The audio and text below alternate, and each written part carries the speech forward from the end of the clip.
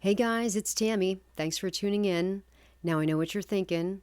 In my last video, I clearly said no more microphone videos. Clearly, I'm not to be trusted.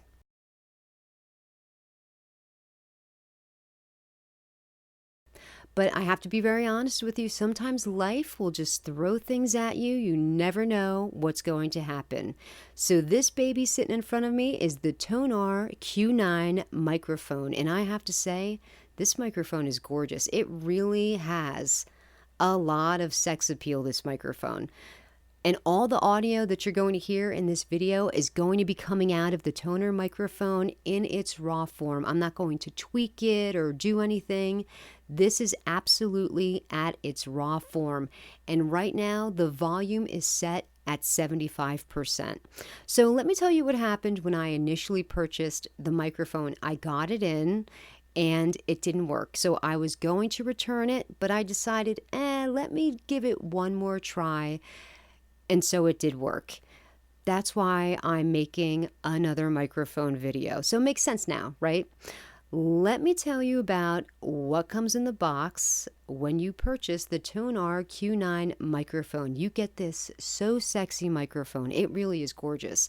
There's a blue LED on the front that indicates that it's on. There's also a volume rocker, so you can toggle up or toggle down on the volume, and that is going to either increase or decrease your volume in increments of 5%. Now, initially when you install the microphone, it said that the default volume is set at 80%, although I don't think that this guy really was at 80%, but we'll get into that a little further. So along with the microphone, you get the shock mount. You get the scissor arm with the clamp that attaches to your desk. This way you can swivel it around and move the microphone wherever you'd like it to be. So it comes with a foam cover and a pop filter. Now this is the traditional pop filter like this, and you see why I recommend you guys not to use this one, because when you're trying to connect with your audience or your subscribers or whatever you're doing, you don't want your face to be obstructed by this thing. It's right, like I look like I'm in a burqa, right? Oh, and of course you're going to get the cable that plugs into your computer. Now normally the microphone, the drivers should automatically install themselves. I had a problem, but I think I got a lemon. So whenever you mass produce anything like tens of thousands of something at one time, statistically speaking, you're going to have a few lemons come off that line. And I think this guy was a lemon, okay?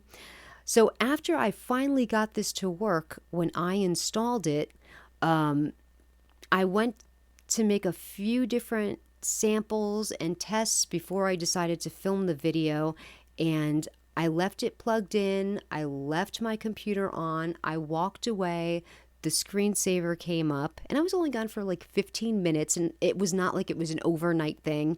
And then I woke up the computer and I started making more samples, and I noticed that the volume switch was no longer working after that. So I had to remove the cable from the microphone, turn down Audacity, bring it back up again, plug the cable back in, and then I was able to get it working again. So you see why I think I have a lemon, probably. But anyway, let's talk about having the volume on the computer. At least it's there. I think it's a great feature to have.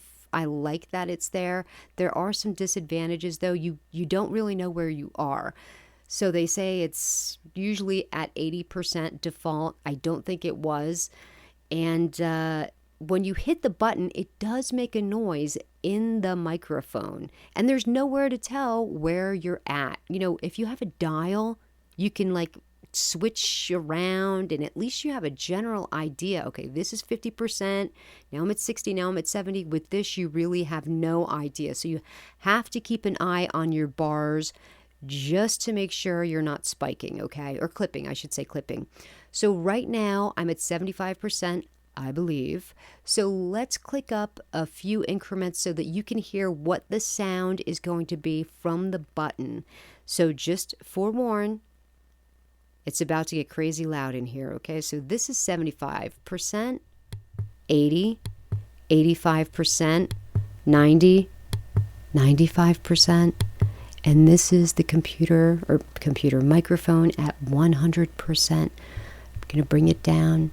95%, 90%, 85, 80, and we're back to 75%. And this is right where we would want the audio to be.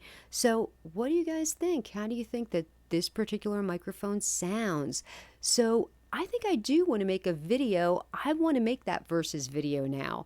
I want to know which microphone sounds better in its raw form, and I also want to clean the audio up. This way you guys have a sample of what these microphones sound like when we add a noise gate, a de-esser, and we lower the bass and tweak the treble a little bit and just try to get this sound as studio quality as close as possible as we can to studio quality. Even though these microphones are under $53, you can get this whole package for $52.99.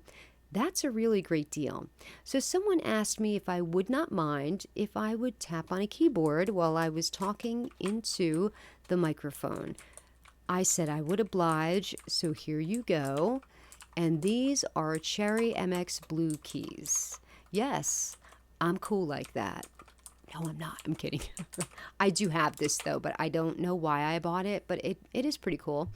And I just hit the wire on the microphone, so if you just heard something, that might have been a good test that I accidentally did. Now, I'm always about 6 inches away from the microphone, and that's how far away you should always be from your microphone. How do you know what 6 inches is? So, generally speaking, when you hold your thumb to your chin and spread out your thumb and your pinky, in general, this is about 6 inches.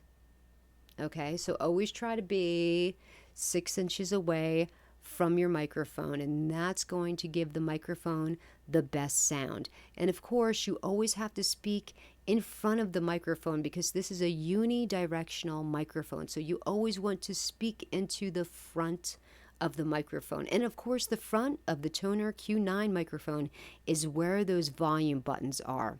Now, I know it's deceiving because there's a grate on top of the microphone too, but that's not for you to speak in. That's just the sexy hair of this microphone. It is a good looking microphone. I also want to do just a quick test so you can see if I move the microphone away from me, that you can see the audio is decreasing. You're not able to hear my voice that well, and now we're back front, and now we're going to move to the other side so you can see how important that it is that you always have the microphone directly in front of you at about 6 inches to get the best audio that you can. And I think that was about it. So that is going to wrap up this particular video for the Tonor Q9. I appreciate you guys having patience with me and all of these microphone videos. I apologize. No, I don't. I didn't know it was going to start working again. It's amazing, right? It's like a miracle. But so now I'm going to decide which one I'm going to keep, the Pseudotech ST100 or this guy. So I have to make that video, but not with this microphone. Not this one. This one's going back, but for sure, this one's a lemon. For sure.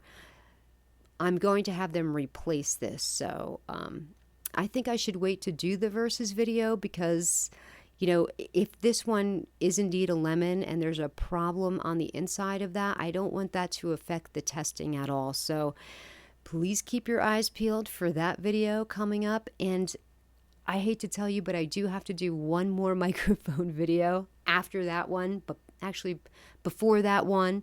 And that is going to be on a wireless lavalier set that someone asked me to review. And normally I wouldn't do it, but this is a good customer, so I want to make sure I get that done for them. And if you're interested in that one should be posted pretty soon too. Well, guys, I thank you so much for tuning in, and please hit the subscribe button. And if you found any part of this helpful, to please hit the like button.